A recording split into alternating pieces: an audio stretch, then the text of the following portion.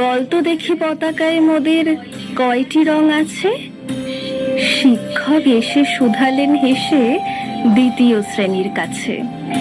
একসাথে মিলে সব ছেলে বলে চিৎকার করে জোরে, 3টি বর্ণ রয়েছে রাঙানো জাতীয় পতাকা জুড়ে।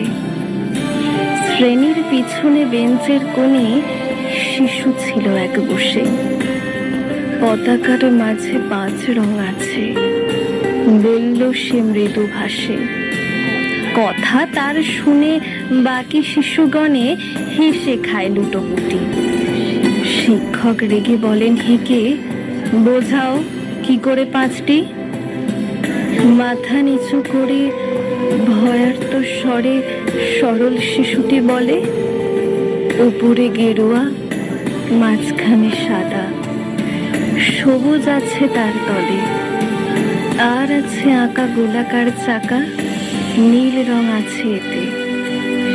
শিক্ষক বলে, এটিকে ধরলে তবুও হচ্ছে 4টে। অবোধ শিশুটি বলল তখন, রং আছে আর এক। লাল লাল ছোপ দাগ দেখা যায় ওই পতাকার মাঝে। বাবাকে যখন আনলে ওরা, কফিনের ঢাকা খুলে জড়ানো রয়েছে দেহখানা তার পতাকার ফুলে। রক্তের দাগে ছিল লাল ছোপ ওই পতাকার মাঝে। এই নিয়ে মোট হলো 5টি। এবার তো ঠিক আছে। সরল শিশুটির জবাবখানি কাঁপিয়ে দিল বুক।